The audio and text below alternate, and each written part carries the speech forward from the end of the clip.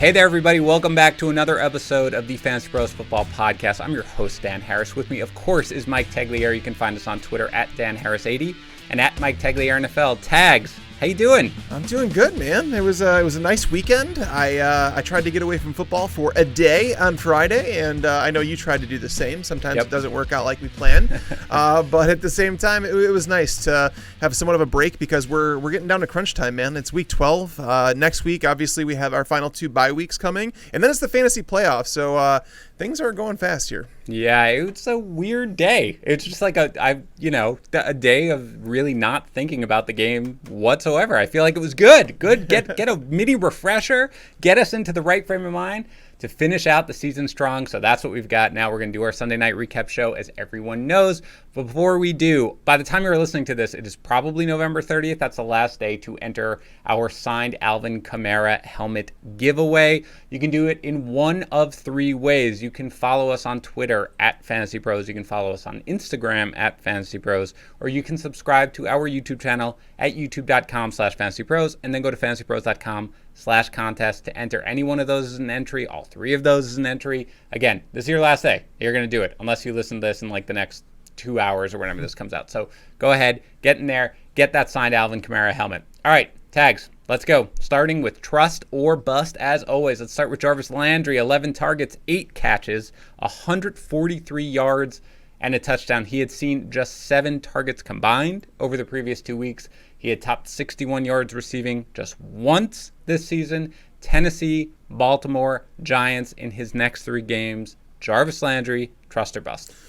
Semi-trust, and you could look at the last couple games and talk about those, but in reality, this was the first non-Odell Beckham game that he's played that was in non-windy conditions. Mm-hmm. So and the reason I say partial trust is because this team still, there's been 2 games all season long where Baker Mayfield has thrown the ball more than 30 times. So anytime you're on an offense with that little of volume, you have to worry about it. And Jarvis Landry is not like an Adam Thielen type receiver where, he can make up for it with big plays or touchdowns in the red zone.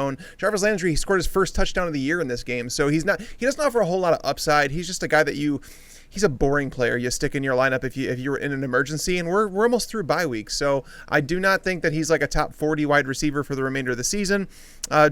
He's just like that guy that if you have someone that pops up with COVID that you could throw in your lineup and you don't feel completely terrible about. Yeah, we had him basically at the same spot coming into the game. You had him 51st, I had him 52nd. He'll move up a few spots, but it's not something where I'm really ready to get there whatsoever. So to the extent trust means a guy who you are willing to roll out there every single week, and I make the rules, so that's what trust means. He's not there yet. I agree with you.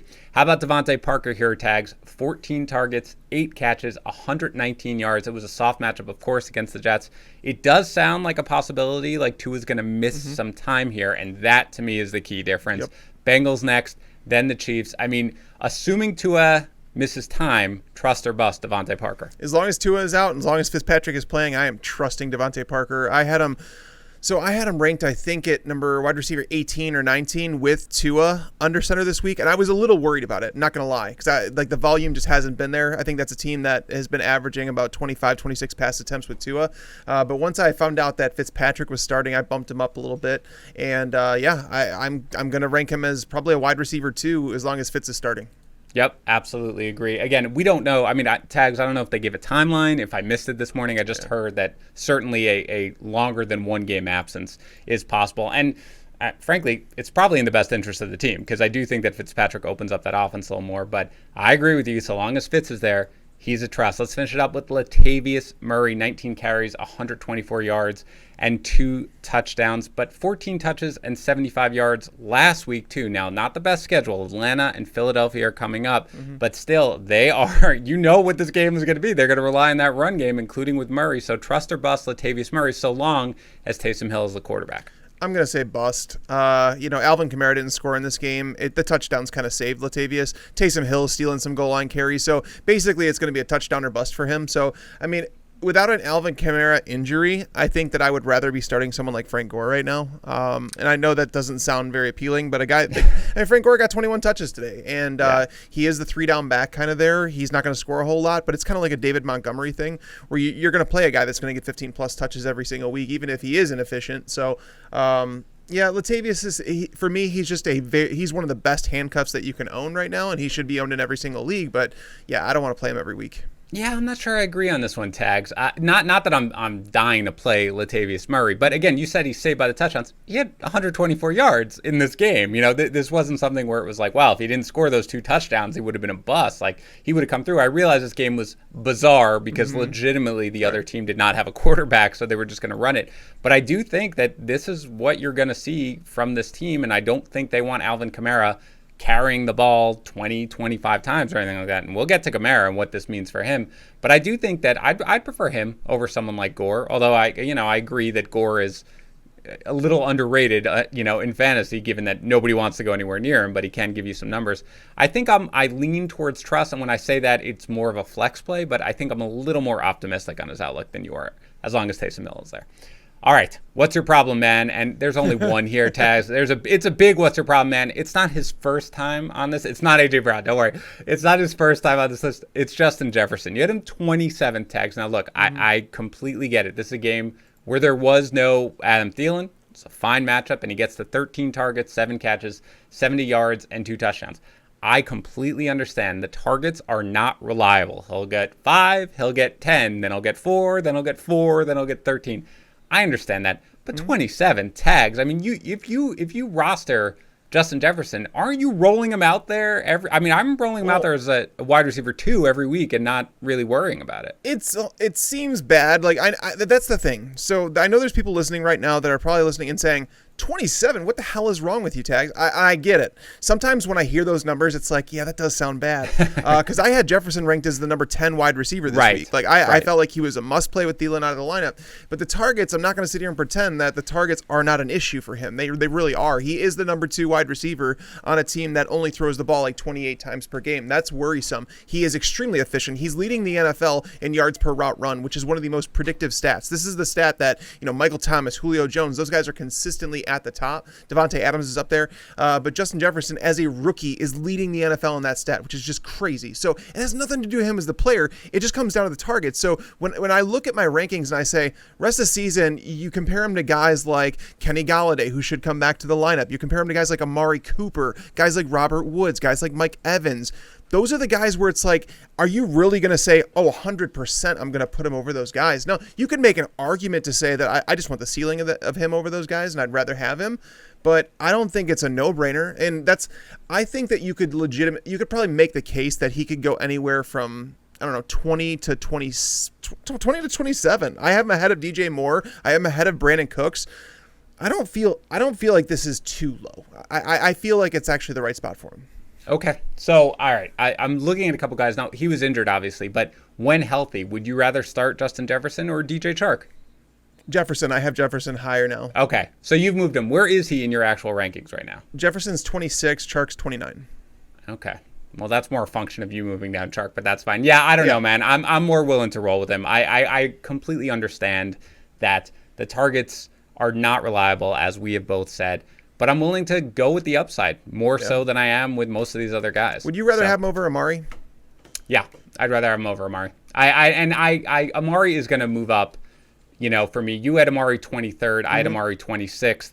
Amari is going to move up. But, yeah, I think I would, honestly. Like, I just think, again, Kirk Cousins is playing well. He is throwing more sort of than I've expected, and maybe some of that is game script, but he's thrown whatever it is, 11 touchdowns in the last 4 games. He's going to throw the ball. So I'm willing to ride with Jefferson a little bit more, reliably, I think, than you are. And then you look at it and you say, okay, Jacksonville next week. It's like, right. Sign me up. After that, though, it gets a little tough. Yes, that's where it's like Tampa Bay, Chicago, New Orleans. I mean, that's a brutal slate right there. And that's the weird thing is that Jefferson was high in my rankings. I could actually see him slightly moving down because every week when I do my rest of season rankings, I take into account the remaining schedule. So I knew he had, this one. I know he has next week.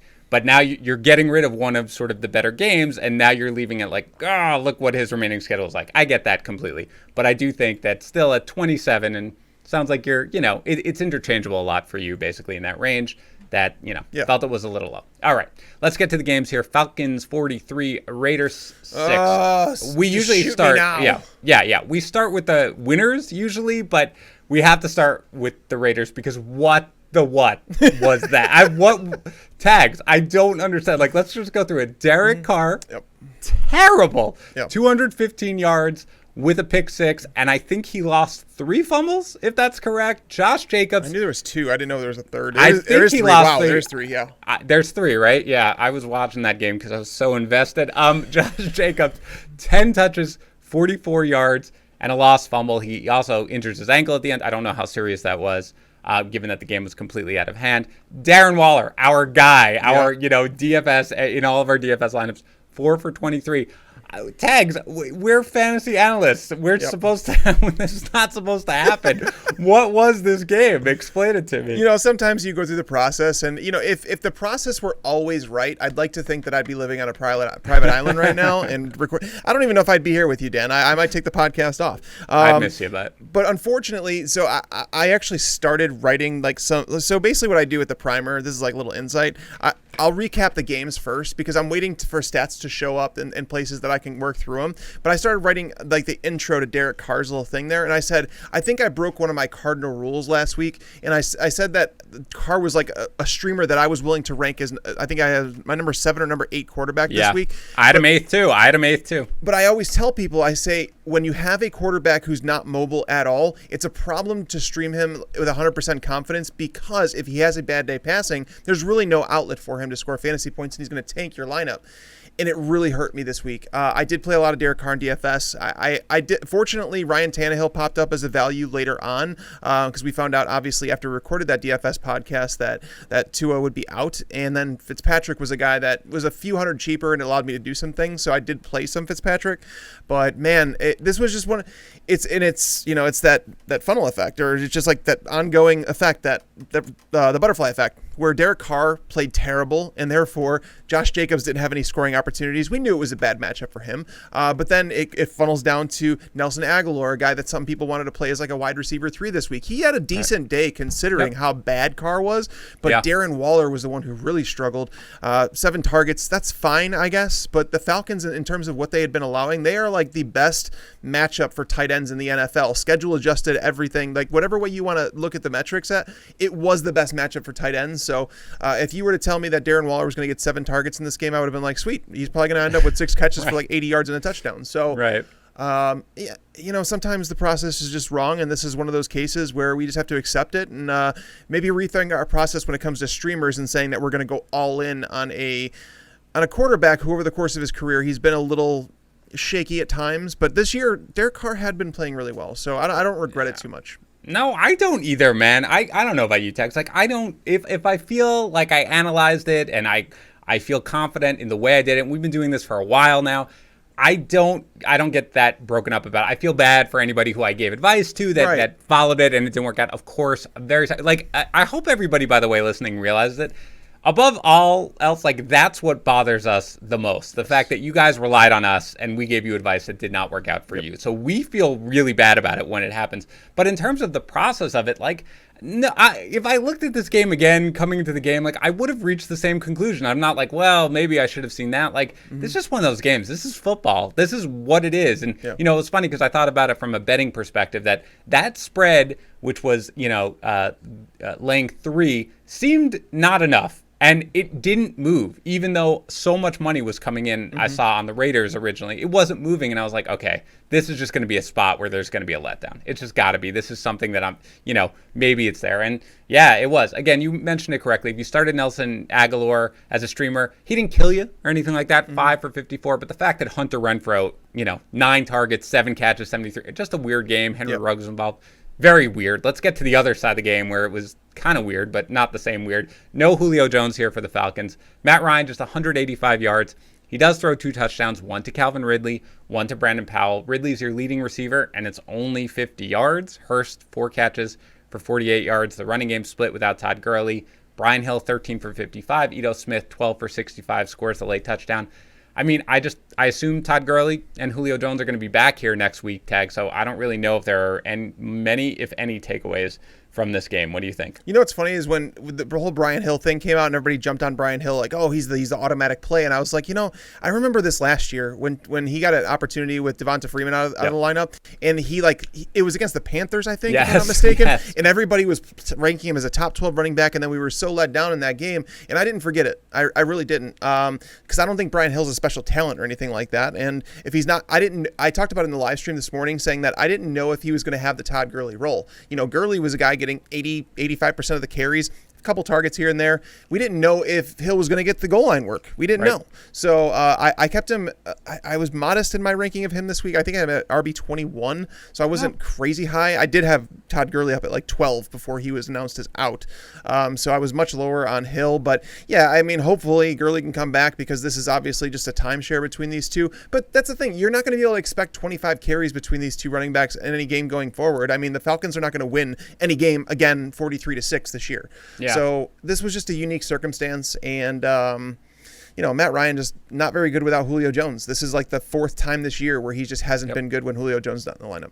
And remember, regardless, they get the Saints next week anyway. We've been talking about this forever with Todd Gurley as to what his schedule looks like. So, yeah, regardless, not good. But kudos on you. Yeah, that was at Brian Hill. And then didn't he have like a big game in a tougher matchup a couple of weeks later? I can't remember that exactly, but I do remember him falling flat in that one game that you were like, it's almost like Mike Boone. It's almost like the Mike Boone effect, where he failed, and then the next game when everybody moved off of him, he went off. Same thing with Brian Hill, I think.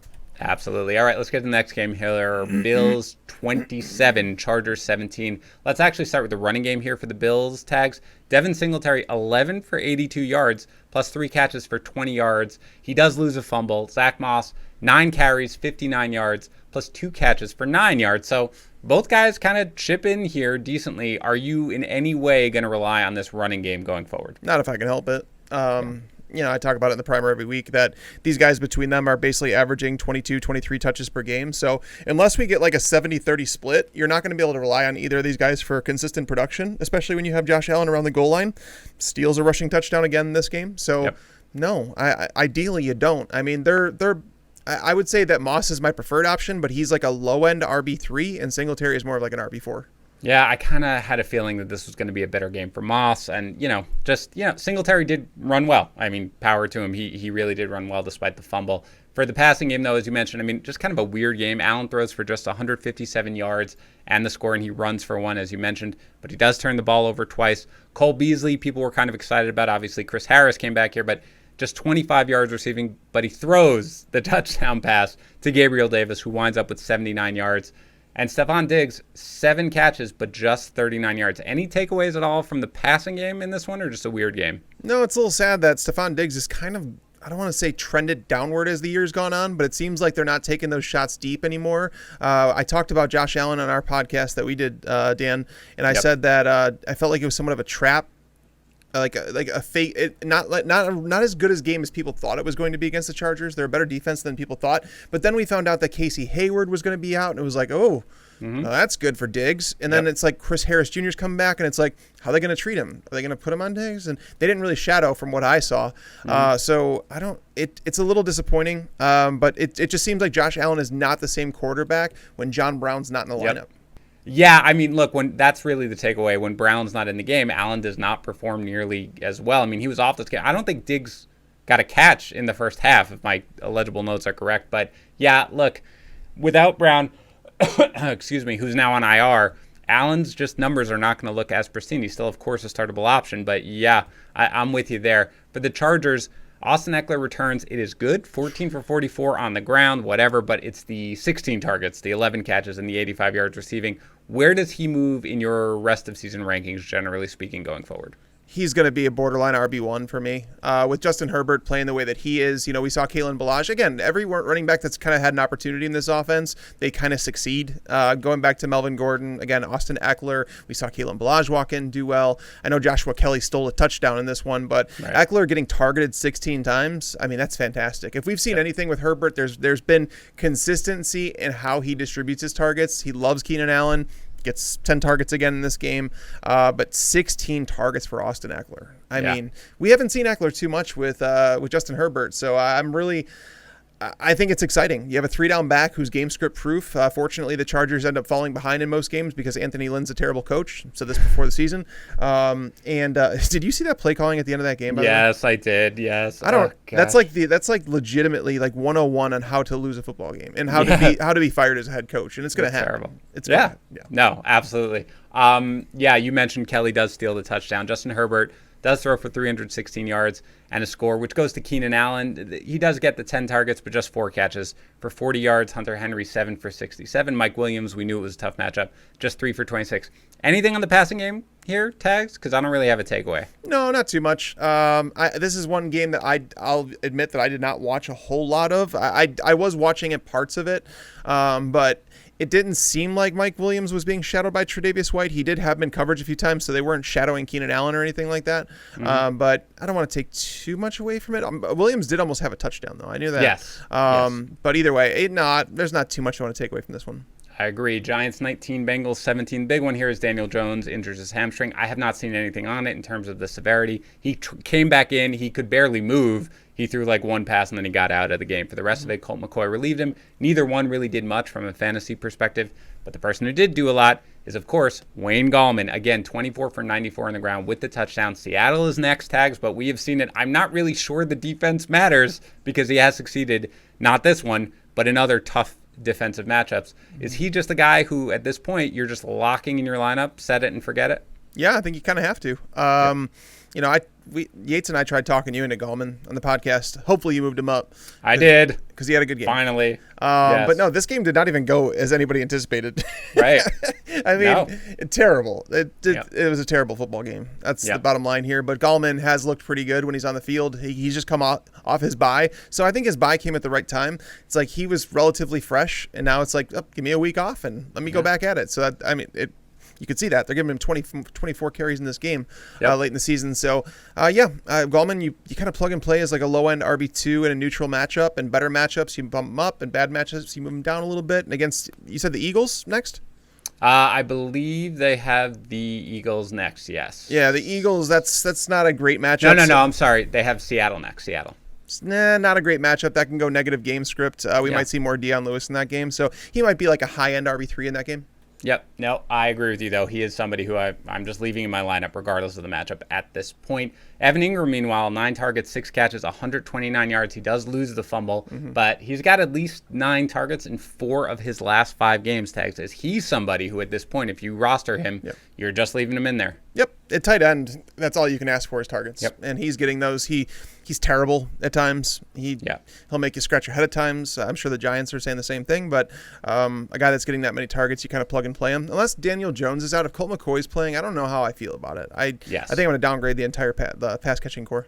I think that's right. And I will just reiterate, as you say pretty much every week, Sterling Shepard is just one of the more reliable and underrated fantasy receivers. 8 targets, 7 catches, 64 yards. For the Bengals, I'm not sure how bad Ryan Finley had to look in practice for them to want to go to Brandon Allen here. Like, legitimately, he does throw a touchdown pass to T. Higgins late, who catches all 5 of his targets, 44 yards and a touchdown. Tyler Boyd, 6 targets, 3 catches, 15 yards. A.J. Green entirely shut out. So we've now seen an entire Bengals game without Joe Burrow. You had Higgins 32nd. You had Boyd 30th in your rest of season rankings coming into this game. Did they move at all, or is that about where you'll leave them rest of season? That's about where I'm going to leave them. I moved Boyd down 1 spot, but I don't want to take away too much from one game. Again, this was just an ugly game all around. I don't even know what to think. I mean, and again, T. Higgins would have looked like a complete bust if he hadn't caught that touchdown late in the game. So it's crazy how much one play can make a difference to people, but it really does in the end. So,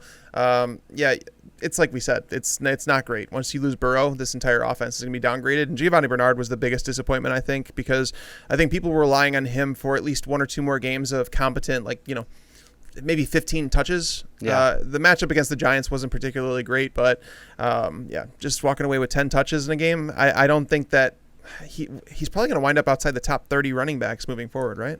Yeah, he was tough for me to kind of figure out what to do with this week. Coming off the concussion, he had missed a couple of days of practice. We didn't know what the offense was going to look like. I think I had him close to 30. I think I wound up maybe 28th or something. Yeah, that's right. Because I didn't feel that comfortable with him. 10 total touches, 49 total yards. But yeah, I mean, that's just kind of what he is, a flex play, as long as Joe Mixon's out. Titans 45, Colts 26. No DeForest Buckner helps, but it does not really matter for Derrick Henry. Seriously, 27 carries, 178 yards, and 3 touchdowns. I don't really think there's much to say. If he's available on your waiver wire, go ahead and pick him up. A.J. Brown, 4 catches, 98 yards with the touchdown. Plus, he gets that little, run on the onside kick, runs it back for a touchdown. So congratulations to fantasy managers. Corey Davis catches all 3 of his targets, only 3, but catches them all for 70 yards. So other than Jonnu Smith getting 0 touches or targets, Tags, I think this is basically the Titans, right? Henry and Brown are absolute studs. Tannehill is, for the most part, a serviceable QB who you can start. And Corey Davis is pretty much a startable wide receiver most weeks. Anything you disagree with there? No, and I mean, honestly, I don't know if you saw it in my rest of the season rankings, but I had Derrick Henry number 1 going into this week. Like, if we were drafting for the rest of the season before this game took place, he would have been my number 1 pick in a fantasy draft. If he wasn't already nicknamed the King, I would say that Derrick Henry's nickname should be Winter. Yeah, I like it. You're right, and that's what you said. When winter comes, that's where he really gets going. I do see now that you had him number 1. I had him number 2 behind Dalvin Cook. I am going to make that change. There's just no reason to. And their schedule, by the way, the closing schedule. Derrick Henry, that's why I had him number 1. He's going to win fantasy championships this year. He legit is going to crush, and Dalvin Cook's schedule is brutal. Yeah, absolutely. How about Jonnu Smith? I mean, what are you doing with Jonnu Smith? I mean, I had him ranked as my number 18 or 19 tight end this week, so I wasn't playing him anyway. Wow. Against the Colts, it was a brutal matchup. They're the best team in the league against tight ends from a fantasy perspective, and Jonnu Smith he's now seen 2 targets in 3 of his last 6 games. Like, he's a guy that's been extremely touchdown or bust, and I figured this would be a very heavy Henry game, knowing that Buckner was out, Bobby Okereke, one of their linebackers, was out. So yeah, I mean, Jonnu Smith is unfortunately he's just a touchdown or bust tight end right now. That's not getting much volume. Yeah, for the Colts, Jonathan Taylor is on the COVID-19 list. So Nyheim Hines, 10 for 29 on the ground. He does see 10 targets, 8 catches, 66 yards through the air. Jordan Wilkins chips in 57 total yards, but Jacoby Brissett vultures the 2 touchdowns at the goal line. So with Taylor, without Taylor, with Brissett stealing the touchdowns, how do you feel about the running game here going forward? It's such a great schedule we talk about pretty much every week, but what do you think about these guys? Is there anybody who you're willing to start pretty much week in, week out? I mean, Hines is a guy that's game script proof. It seems like they don't want to trust Jordan Wilkins too much. 9 touches in this game. Nothing crazy, because Nyheim Hines is not a guy, and I understand why they don't want to run Nyheim Hines a lot. I mean, Hines on the year, did you know that he does not have a single carry of more than 15 yards? I did not know that, Tags. Great stat. Yeah, he doesn't. He's never been like a guy that's great on 1-2 downs. He's better third down back. It's kind of like a James White type running back that can handle a few more carries. But at least he's game script proof, so you don't have to worry about which way the game goes. Because if the game was going well here against the Titans, we would have seen this team rack up 25 carries between the running backs, and Hines would have been more valuable there than he was through the air, and then vice versa. So Hines is the one I would trust. Okay. Michael Pittman Jr. sees 9 targets, but he catches just 2 of them for 28 yards. Phillip Rivers throws 2 touchdowns, 1 to Trey Burton, 1 to the best player ever, T.Y. Hilton. So, Tags, we were concerned about the lack of targets for Pittman last week, and then he got them this week, but he didn't produce. So how do you feel about Pittman going forward? I'm happy about the 9 targets. That's obviously good. We went back and forth on him quite a bit during our Start Sit show, and it was a good conversation because it makes me think about things a lot more, but it always came back to saying he was a sexy play. He was the guy that everybody wanted to play as the wide receiver 3, but you have to understand what you're getting with him and some volatility. The Titans matchup has been good for wide receivers, but it's been good for racking up the receptions. So I don't know how to feel about Pittman, to be honest with you. I'm not a big fan of the offense being attached to it in general. I just don't think there's a whole lot of consistency to it. Yeah. No, I mean, look, I like Pittman. I want to make sure I roster Pittman, but you had him 49th coming in. I had him 44th. There's not a huge difference to me in those numbers, and I don't really see moving him very much. I feel like he's like in the wide receiver 4 range who you can throw out there. He has the talent to explode, but it is difficult to rely on him, and I wasn't relying on him this week. I didn't have him ranked as a wide receiver 3 or anything, I don't believe. So that's kind of where we are. Let's get to the Vikings 28, Panthers 27. A really entertaining game here. We talked about no Adam Thielen, no problem for Kirk Cousins, 307 yards and 3 touchdowns through the air. He adds on 19 yards rushing. He does lose that fumble. We talked about Justin Jefferson already. Really nice to see Chad Beebe and BC Johnson chip in here. Tags, I mean, let's just very briefly talk about Cousins. He does have, as I mentioned, the 11 touchdowns in his last 4 games. He's got Jacksonville next. He's got the tough schedule later, but at least for next week, do you think this is a guy who fantasy managers are going to be able to start? Are you going to rank him as a starter in this one? I think it depends on Dalvin Cook's health.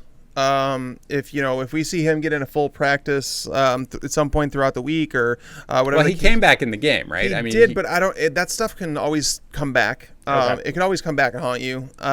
He would look like he was in a lot of pain. So Dalvin Cook is someone that has tried to play through some injuries before, and then like he ends up missing multiple weeks after that, and you're kind of like, wait a minute, what happened here? So I'm not completely sold on that. We saw Baker Mayfield go against that Jaguars B squad today and throw a couple touchdowns, almost 300 yards. So, I mean, it's a team that you can throw the ball against. It always comes back to, can the other team jump out ahead of the Vikings? And that's the problem that I can't say for certain. I can't say with any certainty with the Browns, because that offense is just, outside of the run game, it's nothing. Baker Mayfield has been extremely hit or miss, hasn't been very good. There has been consistency there. They don't have receivers to take advantage of the matchups.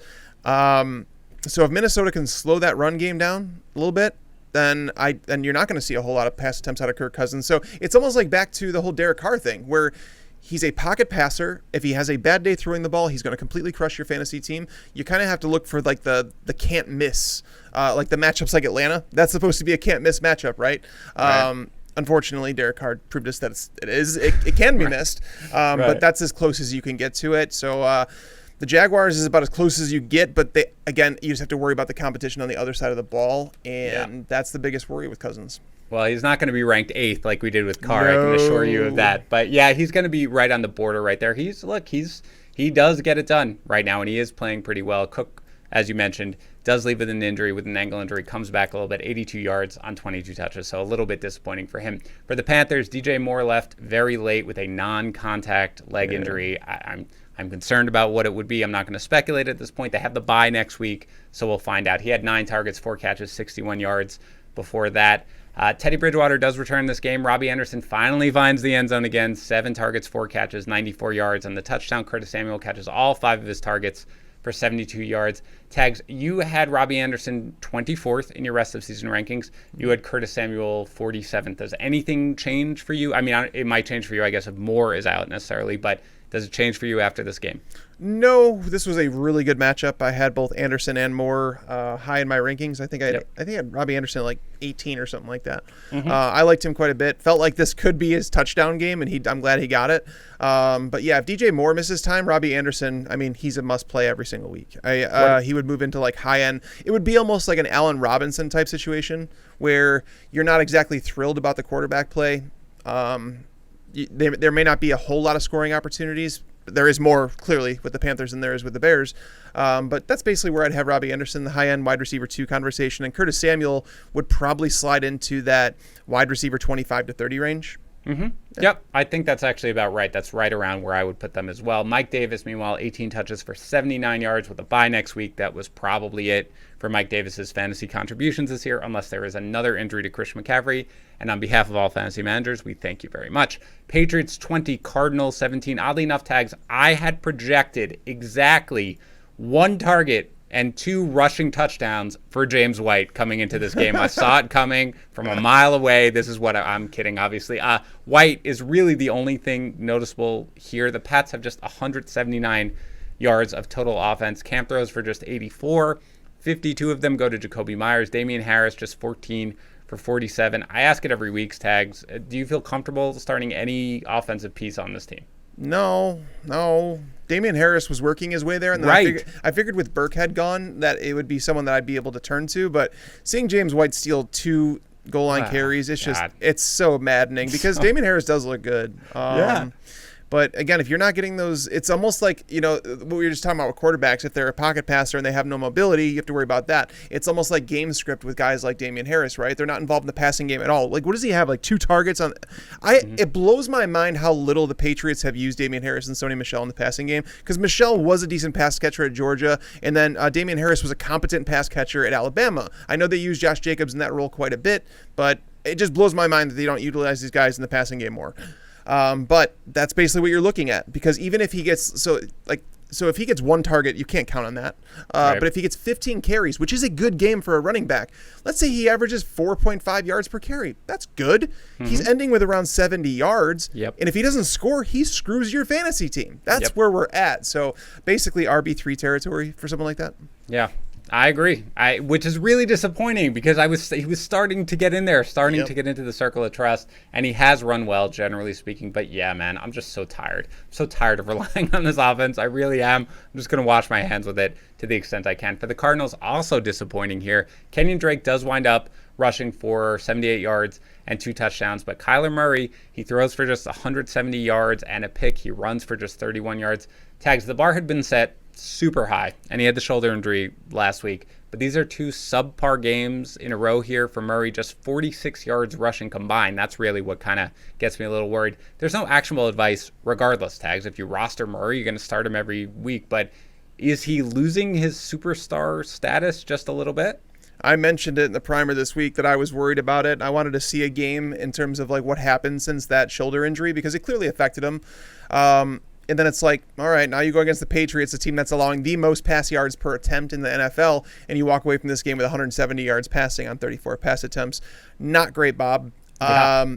Because if you were to remove Kyler Murray and everybody else's, like let's say you removed all their rushing totals from their stats and then just went off just strictly passing stats, Kyler Murray, I think, would have been the number 12 or 13 quarterback in the NFL in fantasy scoring. So you need those rushing totals. So if he's not going to take off and run and be willing to absorb those hits, you have a problem. And it's I would say he's more in the Josh Allen conversation right now because he was the number 1 quarterback. You were playing him every single week. He was outperforming expectations. I think this is the first game all year long where he's scored fewer than 20 fantasy points. But again, if he's not running as much, you have to downgrade him because if he has that bad passing day, which he did today against a bad secondary, you're kind of worried. So yeah, I think he moves into like the middling QB1 territory right now until we see his arm back to what it was. Are you concerned at all with DeAndre Hopkins? 5 for 55 here, 3 games with 55 yards or fewer in his last 4. He's been up and down all year, really. Outside of the first couple games of the season, I went through this. It's like you go through it, and it's like every other week, it's like up, down, up, down, up, down. It's like a friggin' escalator. So it is a little frustrating. Stephon Gilmore has been back for the Patriots. He's still an above-average cornerback. He may not be the Defensive Player of the Year again, but he is above-average cornerback. So when you have Kyler Murray struggling a little bit, you definitely have to worry about Hopkins. But again, he's someone that you're going to plug in your lineup. You're going to deal with it. And you're going to say, I'm going to live through this because worst-case scenario, you get 5 catches for 55 yards. You're still playing him. Yep, absolutely. I mean, that's the floor. And for, plenty of receivers, that's kind of what you're like, okay, I need that. I just need to get that. So, yeah, certainly you're still throwing them out there, of course. Dolphins 20, Jets 3. Can we just skip this game, Tags? I mean, this... I'm fine. I mean, one thing I would say to mention, like Frank Gore, I mentioned already that he could be kind of like a David Montgomery type option right now with Michael Pirine on IR. And then on the other side, you have DeVante Parker getting 14 targets from Ryan Fitzpatrick. Right. Massive. That's huge. We talked about that. We did talk about him a bit. Mike Gesicki, I ranked him high and he actually scored a touchdown. Yeah, well, does Gesicki go up, assuming that it's going to be Ryan Fitzpatrick here for at least a few games? Do you move Gesicki a little bit up? 100%. Yeah, everybody in the offense moves up, to be honest with you. But it definitely the pass catchers, because Fitzpatrick, as you can see, 39 pass attempts in this game. Tua Tagovailoa, well, with him under center, I think it was 26 pass attempts per game is what they were averaging. So they don't trust him to throw the ball a whole lot. Fitzpatrick, they're willing to let him just drop back and degaff it. It helped that they didn't have any running backs for this game. But DeAndre Washington, he's probably going to be someone that people are going to ask about for waiver wire, but the answer is no, because Myles Gaskin should probably be back next week, and if he's not, Salvon Ahmed should probably be back. It's whatever. I think it's going to be a mess. So I don't think you should have him. Yeah, I mean, that's why I would mention them, of course, but yeah, Washington 60 total yards, Breida 53 total yards, and he loses a fumble. No. It's going to either be Gaskin or Ahmed, and just that's where you're going to be looking. I will ask about the Jets wide receivers here, Tags, just because, look, we have to. It's because you're a Jets fan, isn't it? Yes, I love talking about this team so much. I mean, Brashad Perriman does have 8 targets, 4 catches, because, we'd only seen Mims, we'd only really kind of seen Perriman with Joe Flacco in there, and the passing offense had looked good. But with Darnold back, 8 targets, 4 catches, 79 yards for Perriman. Mims, 8 targets, 4 catches, 67 yards. Kind of decent numbers. Jamison Crowder, and this is sort of what I had asked you about, I think, on our DFS show. Did we think that maybe it would go back to Sam Darnold just peppering Crowder with targets, and especially in this game, Matchup. which, right, you would have thought, but he didn't. So forget about Jamison Crowder. He's no longer my peanut butter sandwich. He's out. But any interest whatsoever in Perriman or Mims, or you just want to move on? Perriman's more like the Hail Mary option, and with matchups against the Raiders and the Seahawks coming up, you could definitely consider them because their perimeter cornerbacks are not very good. In fact, the Raiders have actually been better in the slot, so I'd say next week Mims and Perriman would be preferred options, I think. I don't know about over Crowder, but I'd definitely consider it. I'll work my way through those games. But I think you consider them there, and then against Seattle again. So the next 2 weeks, I think you can consider these guys if you're in a pinch. That's what I'm saying. And That's Mims, why we had to talk about it. Hasn't Mims finished with at least, I think, 60 yards in every game? Is that... No, wait, no, I'm wrong. 40. Yeah. We're looking it up. Hold on. I'll look it up right now just to see what I can get. Not every game, certainly, but... Each of the last 4 games? 3 or 4 games? Each of the last 3 games, yeah. Okay. Each of the last 3 games, he has exactly 8 targets. He's got 4, 3, and 4 catches, and he's got 62, 71, and 67 yards. That's what I'm saying. We'd only really seen it with Joe Flacco, but now that you saw it with Sam Darnold, I think this is somebody who, if you're in a pinch, you can think about sort of throwing out there if you absolutely had to. Browns 27, Jaguars 25. Nick Chubb is a monster, 19 for 144 on the ground, plus the touchdown. He adds 32 yards through the air. Let's talk briefly about Kareem Hunt, though. Tags 10 for 62, no catches. He hasn't been overly productive, generally speaking. I mean, he's been fine for the most part. But how do you feel about Kareem Hunt going forward? The maddening part is that he keeps stealing touches from Nick Chubb in the red zone. Once they get down that area of the field, it seems like they want to use Kareem Hunt more than they use Nick Chubb. Chubb got it done today, fortunately, when they finally put him in there, because Kareem Hunt had multiple series where I saw him in there inside the 5-yard line. The weird part is that he didn't catch a single pass. And I think if you go back to last week, was it the same thing where Hunt maybe had 1 catch or something like that? So he's like, clearly they're not throwing the ball a whole lot, but last year, even when they weren't throwing the ball a lot, they still were targeting Kareem Hunt quite a bit. So it's definitely worrisome. I don't know where to go from here with Kareem Hunt, to be honest with you. I mean, what's your take on him? Because Nick Chubb's clearly a superior back, but they clearly want it to be a timeshare, and they're willing to give Kareem Hunt valuable touches inside the red zone.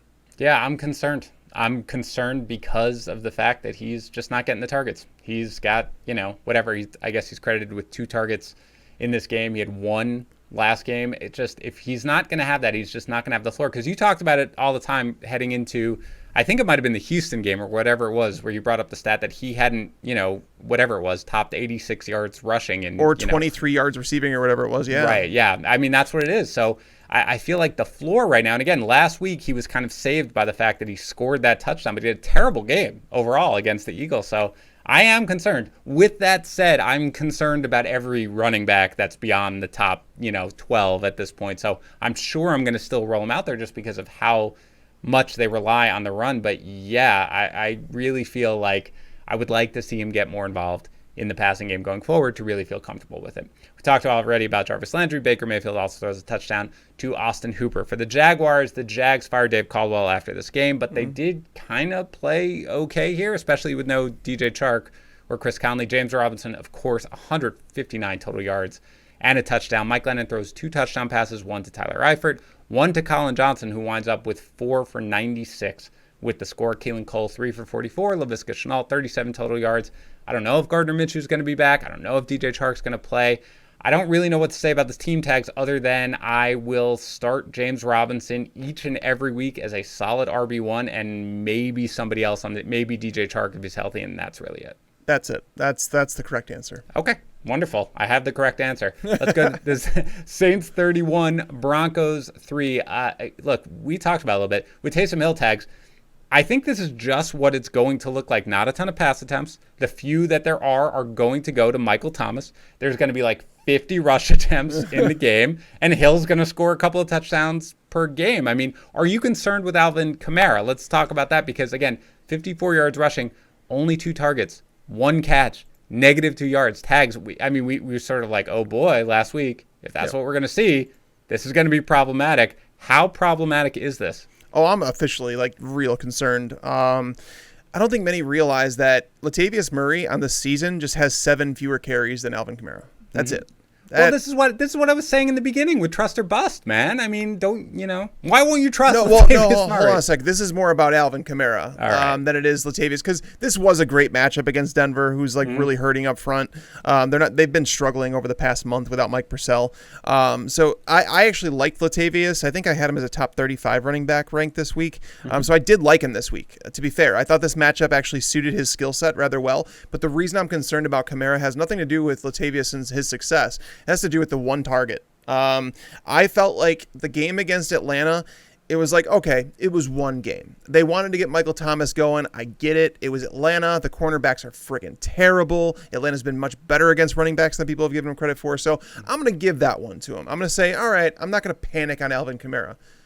I'm a little panicked now. I'm panicked. That's not going to get it done. Now, okay, but let's put it into context for fantasy managers here. We're both panicked about Alvin Kamara, but this was a guy who we were ranking number 2 for you, number 3 for me rest of season. So panicked about Alvin Kamara means what? That he's a low-end RB1. Right. You're starting Alvin Kamara every single week, right? Yeah, you're still starting him. Yes. Okay, I just want to make it clear because... think about it. Think about the other guys that are down in that range, like Josh Jacobs. Is he someone that you really would want to play over Alvin Kamara? No. How about James Robinson or Alvin Kamara rest of the season? Robinson is someone I think you have to consider just because he's a guy that just, there's so many touches there. And it's unfortunate that he has a lack of scoring chances, but he's basically Leonard Fournette from last year, but a better version. So I think that's a fair, where do you have James Robinson rest of the season? You update because you are the greatest human ever. You update right away during the thing. But coming into this week, Tags, and I've had him here for 2 straight weeks. Once I fully decided that I was all in on the Robinson train, I have him 6th. I've had him 6th for the entire time. Now, again, Christian McCaffrey moved behind him because he was going to miss this game. That's sort of how I do it. But I had him 6th, Tags, and there are no concerns for me with James Robinson whatsoever. And I'm going to put Kamara behind him because I really will start. If I have the 2 of them and I have one spot, I'm putting James Robinson in there right now because without the targets, this just is not something that I feel comfortable with Kamara. And again, not feeling comfortable means okay, you might be my 7th running back rest of season, but still. The concern with Robinson, though, and I just looked at it, I'm like, why didn't I put him higher than that? Week 15 and 16. It's basically, am I going to play for a fantasy championship or am I going to play to win 2nd or 4th place? He plays against Baltimore and the Bears in weeks 15 I understand, and 16. Tags. I completely understand, but he was I know Pittsburgh isn't exactly the same anymore, especially after Bush, but he was completely fine against Pittsburgh. He's fine. He's fine out there no matter what, man. I feel completely comfortable with him, and I get it. Yes, maybe you're not going to get the 30-point game. I don't think you're getting that with Kamara, though. I think that ship has sailed now until Drew Brees is back. And, again, for right now, Tags, I think the latest I'd heard is that they expect him back week 15 is what I think they're expecting back with Brees. So if you want to say that, and you want to be like, well, if Brees is going to come back in week 15, again, that's highly unofficial, fine. I could see you could be like, okay, maybe you'll have a bye in your first week of the playoffs, and once Brees comes back, yeah. But I don't know, man.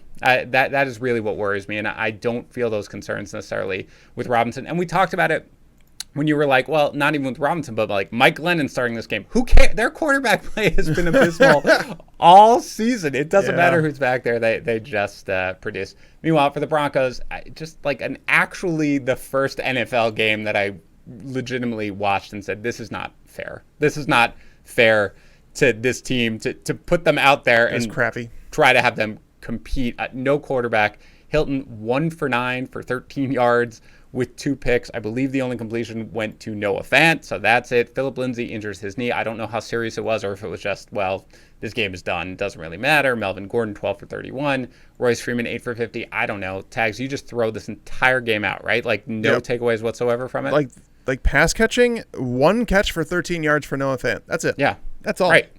That's legitimately it. That is your pass catching line. It was hard to watch. It's frankly. The worst football game I've ever watched. It was really terrible. So let's just move on to the 49ers 23 and the Rams 20. Let's talk about Deebo Samuel here, Tags. I know Brandon Ayuk was not back from the COVID-19 list. So I don't know what it's going to be like when the two of them have to coexist. But a tough matchup with the Rams. 13 targets, 11 catches, 134 yards. How do you feel about Deebo Samuel going forward? I mean, they're just creative with the way that they get him the ball. They don't necessarily rely on him to win one-on-one in his route running or anything like that. It's more like get the ball in his hands and let him create after the catch. I wish that the Titans would do more of this with A.J. Brown. I know A.J. Brown makes it work regardless, but if they were to just get the ball in his hands more often, that dude is electric. And it's a wide receiver that you definitely don't want to tackle. Deebo Samuel's not as big as A.J. Brown, but he's very, very elusive after the catch. So I love the way they're scheming him touches. And I was too low on him coming into this because I was wondering about the offense. Nick Mullins wasn't even very good in this game. But to know that Samuel walks away with those numbers, it's like, wow. Because George Kittle out of the lineup frees up so many targets. I think you have to consider him a wide receiver 3 moving forward. And you think that even when Brandon Ayuk comes back? I do. I mean, okay. Ayuk is a rookie. He was getting targets because Deebo Samuel was out of the lineup. Right. So I have Deebo right now. I had him at 38. I might move him to around 32, somewhere right in that range. Yeah, no, I think that is completely fair. This is good. I'm hesitant to move guys too high. I had him 45 coming into the week. I'll certainly move him up. I don't mean on the weekly rankings. I mean on the rest of the season. I'll certainly move him up. But yeah, this is it, man. If you're healthy and you're one of these wide receivers, they'll find a way to get you the ball. Raheem Mostert, meanwhile, returns, splits carries a little bit with Jerick McKinnon. 16 carries, 43 yards with the touchdown. He does lose a fumble. I mean, he splits, with Jeff Wilson, not Jerick McKinnon. Wilson, 12 for 43, also loses a fumble. So how do you feel about Mostert here going forward? I like him. I just wanted to see him play a full game and get through it. Tevin Coleman was obviously inactive, which you worry about him coming back because Kyle Shanahan just has this affinity for Tevin Coleman. But Raheem Mostert, when he's been in the lineup, he's been getting a lot of touches. I was looking at him in rest of season rankings earlier, and I think I have him as like a low-end RB2, high-end RB3 for the remainder of the season. Yep. No, I think that's where you want to go. I think my guess is that every week that he shows that he's healthy and probably carves out a little bit of a bigger role, I will probably continue to move him up just a little bit. But yeah, you can throw him back out there now with few concerns. Now, Tags, on the waiver wire show last week, not this past week, we sort of, we joked about it. We were taken aback when Scott Engel was like, get Cam Akers now, spend a lot of fab on him because there's going to come a time where you're not going to be able to get him. And he scored the touchdown last week, but he really didn't factor in this one. 9 carries, 84 yards, of course, buoyed by that 61-yard carry that he has. But he does have the touchdown here. Henderson just 10 for 19 on the ground. Malcolm Brown barely factors in 3 for 4 on the ground. So, I mean, you never want to rely or trust a Rams running back, but do you think that Akers is going to work his way here into being that lead guy that maybe fantasy managers can start on a weekly basis? No. Okay. No, I don't. I really don't. Unless there's an injury, I don't want to trust him. It's like Darrell Henderson. Darrell Henderson has not been someone that you can trust when they're playing all 3 running backs. And Darrell Henderson actually looks pretty good when he's running the ball. I know his numbers don't look nearly as good as Akers do this game. But like watching the games, Darrell Henderson he still has burst. He still looks good. But with all 3 of these guys active, there's just no telling. McVay has openly admitted that he wants it to be a timeshare. He wants it to be a hot hand approach. And even if Cam Akers did have the hot hand here, he had 9 carries compared to 10 for Darrell Henderson. So it's just not. No, I don't think you're ever going to feel confident playing these guys. Like I would almost rather have Ronald Jones because I think Ronald Jones Ronald Jones looks good, by the way. I think Ronald Jones is a good football player, and I'm just mad that they just punish him so much for stupid whatever. But yeah, I'd rather have him because I at least know there's some upside attached to him of getting like the amount of touches that he got in a game like today. Whereas Akers, the ceiling for these running backs when all 3 are active, I would say is probably in the 12 to 15 touch range, probably. Yeah. Yep. No, I agree with you. And for the passing game, just a bad game. I mean, and it's funny to watch them play against the Bucs and look so good and then see them come out here. Now, again, the 49ers, they were off the bye. They got a little healthier on defense, but, Jared Goff, 19 for 31, 198 yards with the 2 picks. Robert Woods sees the 12 targets, 7 catches for 80. Cooper Kupp kind of quiet, 5 targets, 2 catches, 41 yards. Anything to take here from the Los Angeles passing game, Tags, or just one of those games? No, outside of the fact that Woods gets 12 targets again, this is big. And I talked about this during our Sunday morning live stream too, that Sean McVay does this seemingly every single year where there's a shift change in his offensive philosophy around mid-season. And it seems like it's happened with Robert Woods because you go back to last week, tons of targets against Tampa, and then you come into this game, 12 targets, because Woods all year was basically seeing like 6 targets a game. And it was like, all right, well, I know he's scoring touchdowns, but eventually that's going to subside. Mm-hmm. If he starts getting these targets, that's fantastic. So, yep. I mean, Woods has earned his way back into that, wide receiver 2 conversation where I kept sliding him down. But then he finally got into he's getting these targets. So he's moving up boards. Cooper Kupp, I wouldn't panic too much about. No, not at all. There are going to be these games. I do think that fantasy managers had sort of gotten into the probably incorrect thought process that Cooper Kupp was just like, these games are not going to happen anymore. They are going to happen every once in a while. Not a big deal. Do not panic about them. Let's go to the Chiefs 27, Bucks 24. Good game here. Patrick Mahomes throws for 462 yards and 3 touchdowns. I would try to think of a clever way to sort of talk about Tyreek Hill, but it's just 15 targets, 13 catches, 269 yards, and 3 touchdowns. Just absolutely nuts. Travis Kelce catches all 8 of his targets for 82 yards.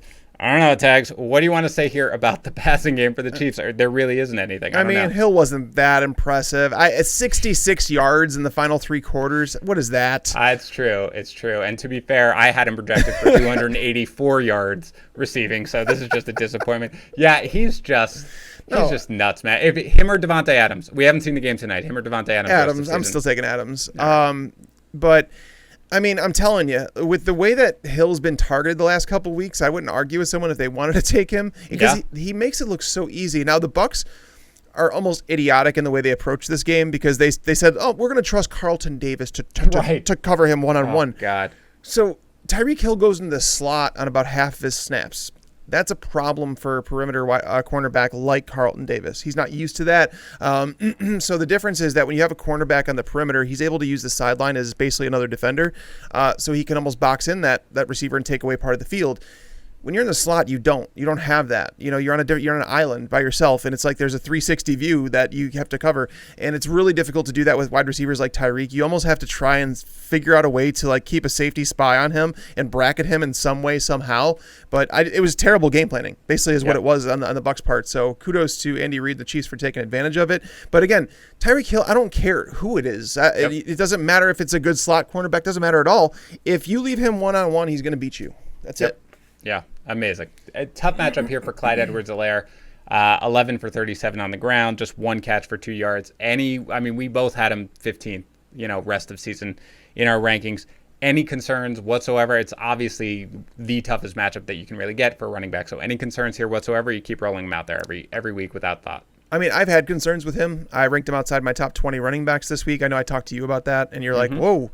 And his workload has been a problem. It's been a real problem, and it continues to be a problem. And then going into a matchup like this, it was like, okay, the only thing that makes you want to like keep him higher in the rankings is the fact that his team is continually projected for like 30 points. Right. And, for running backs, that's valuable. But at the same time, if Patrick Mahomes has his hands in like 90% of the touchdowns, it's like, you're betting against the odds on Clyde Edwards-Helaire getting those touches when they matter most. So, I think that he's just like a low-end RB2, to be fair. Yeah, but you're still probably rolling him out there every single week, right? As much as you don't love it, but you have to, right? Yeah, it's gross. Like, I was torn between someone like him and Brian Hill this week in my rankings. Yeah. No, they were right around, I know. And I did not move him. I assume you left him at 20 or wherever you said you had him when we talked about it Wednesday. Yeah, I think 20 or 21 is where I ended up on him. I had him a little higher, again, because everybody in that range was just gross. And I was like, I'll take the high implied point total and I'll assume that he's going to get some of it. But yeah, he didn't. But even with that said, again, he's 15th, maybe 16th, maybe 17th, maybe a couple spots, but you're still rolling him out there every week, as I think you probably are Ronald Jones. You were talking about how annoying it was, but really he got the work in this one. He should have gotten more, but 9 for 66. They were behind pretty much the whole game. 9 for 66 on the ground, plus he has that beautiful 37-yard touchdown pass. Leonard Fournette, 3 carries, 10 yards. He only gets 3 catches on all 3 of his targets for 10 yards. So this really was something where they did go to Ronald Jones. So you certainly like him over Cam Akers, as did I. That's not really even in the range that I feel like we're necessarily talking about right now. I feel like Ronald Jones is kind of like a borderline RB2 that you can throw out there. He should be, but I have trust issues. it's almost like a guy or girl, whatever, that's been cheated on way too many times. Sure. And it's like you get in this relationship and, you know, the girl's beautiful or the guy's handsome, whatever. And you can't, for whatever reason, like you put a video camera like out like in your house to make sure they're not cheating on you when you're not home or something. It's something like that, right? With Ronald Jones, where you want to love him, you really do, because you know that he's a good dude. Like he's playing extremely well when he gets chances, but you just worry that he's cheating on you. Yeah, no, I get it. It's a terrible analogy, but it is terrible. I look forward to the tweets that are going to come after this podcast. But I agree with you. At the same time, look, you had him 31st rest of the season. I had him 27th. This is just probably where I'm like, you're probably moving up to 24th, dude. Like, it's very clear that they work better when Ronald Jones gets the ball. And even Bruce Arians, who now you've got to think about, like, look, your team is not playing very well right now. You got to figure something out. Giving touches to your better back is probably the way to go. Meanwhile, the receivers, Rob Gronkowski, 7 targets, 6 catches, 106 yards. Chris Godwin, 9 targets, 8 catches, 97 yards. Mike Evans catches only 3 of his 9 targets, but 2 of them go for touchdowns for 50 yards. And Antonio Brown, only 2 catches for 11 yards. So just general thoughts here. I mean, I feel like the way I feel about these Bucs wide receivers kind of differs every week depending on the game, I guess. So how do you feel generally about the Bucs pass catchers? Yeah, it's the one that, like, this is one of those things where in the primer, I think it would help a lot of fantasy managers, just because you do kind of have to play the matchups. You have to look at who's matching up at who, and this was never going to be a matchup where all 3 wide receivers were going to do well. The Chiefs, going back to the start of last year, the Chiefs had allowed the fewest wide receiver yards per game to their opponents, so it was like more picking those battles. Godwin was my favorite here, but Evans is always the guy in the red zone, and you know, and it was projected to be a very high-scoring game. I think the total on this game was 56. 56, yep. So that's a high total. And so when you get there, it's like, okay, if Mike Evans is the guy getting the most red zone targets, like if I'm not mistaken, he's second in the NFL in red zone targets. I could be wrong, but I think it's close there. So he's always targeted there. So it's like you have to figure out he's going to get it. But then you also have to think, you're like, Antonio Brown, it seems like Tom Brady is forcing him the ball. Is that going to stop? You had to wonder that. And it did stop here. He only got 3 targets in this game in a tough matchup. So clearly Antonio Brown, not the same player that he once was, but it's almost like the Steelers, where you know it's an offense that's going to throw the ball a whole lot. You know they're not going to run the ball a whole lot, and you kind of have to play them and just hope for the best. Yep. Yeah. Well, it's kind of annoying that they have a Week 13 bye, but whatever, we'll deal with it. All right, that is it for the Week 12 Sunday Night Recap. Crazy. That was so fast. It felt like it went right by, Dan. Crazy. That's how we do. All right, Tags and I are going to be back tomorrow, of course, talking about waiver wire pickups as we head straight into near playoff weekend. For me and a lot of my leagues, they are starting in Week 13, so we got a big week coming up. We will be there to break it all down. Tune in then.